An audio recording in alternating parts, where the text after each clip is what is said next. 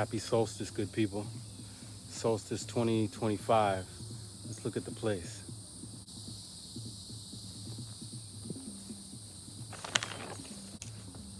This is what it's looking like inside tunnel number 1 in June 2025.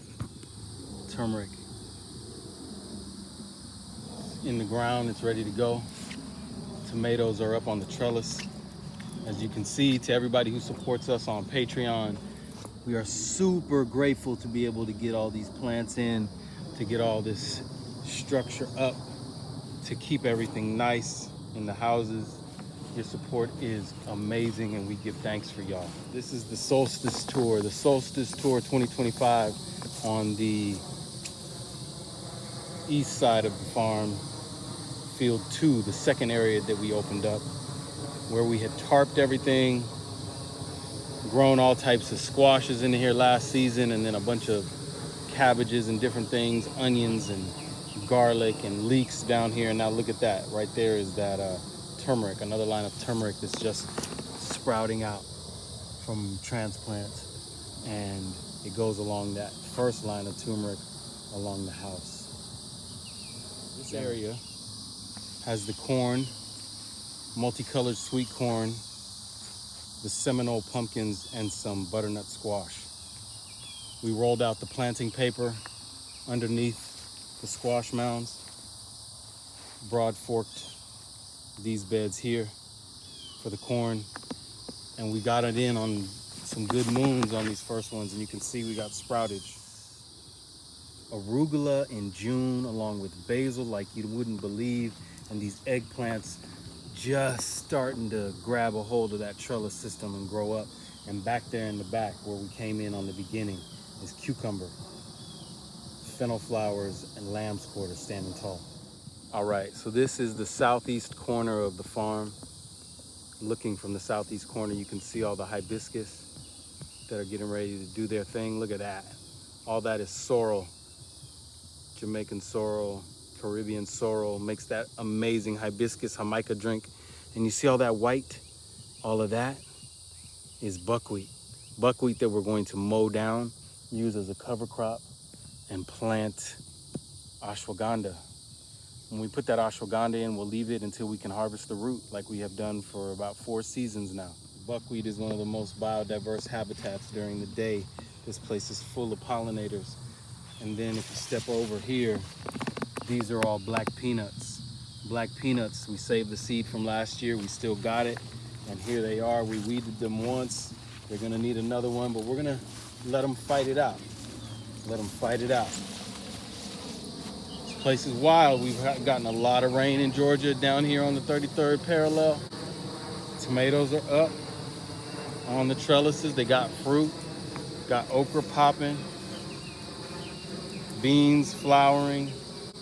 There's that molokia, that Nubian spinach, molokhaya, Egyptian spinach. Yeah, man. And look who's here.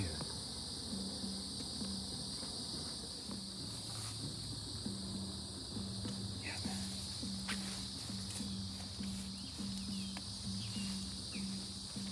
Look at this trellis.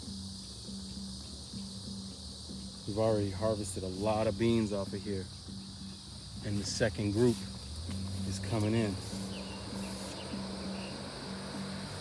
hanging in this tunnel. This food. Got green beans, green long beans, as well as the dark red long beans. Easy to harvest. Look at this.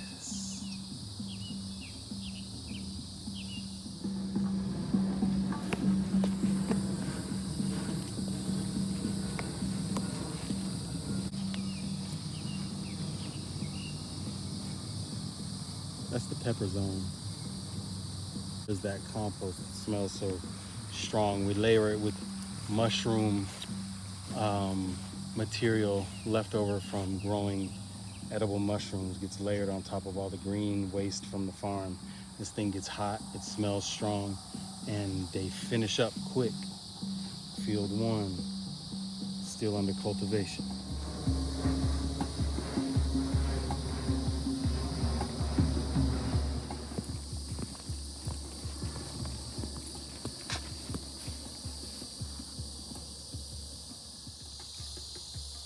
This is the area that we had tilled up. We had covered it, tilled it, covered again. And then we laid out the planting paper, put mounds of compost on top of that, planted in there that watermelon from sister seeds from our sister Amira. And we just keep laying out new rows of it, alternating the spacing. And we'll do another round. We'll probably weed whack this down, do another layer of paper, one more row of watermelon. And we'll have them in succession, ripening week after week for 3 weeks. This is the west side field at sunset. For everybody who's following us on Instagram and TikTok, they may not be seeing this on YouTube, but on YouTube we go longer and slower. So you can see actually what we do, the methods. The methods are like gardening methods, just a slight increase in scale. This is peri-urban agriculture.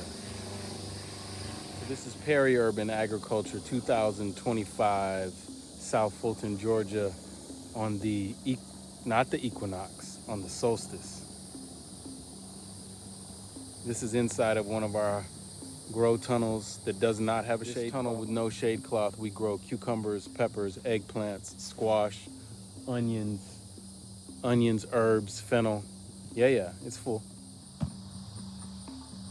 Thank you for subscribing. Thank you for pressing like, sharing, leave a comment.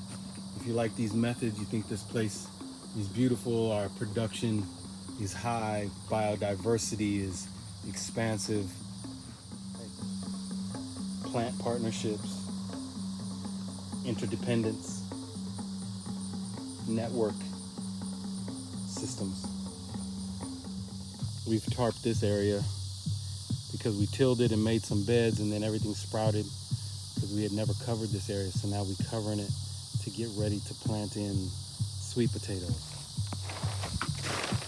And in this area behind the tunnel, we are putting in another tunnel. Should be next week for ginger. What about like the 10-foot sunflowers? Can you see them?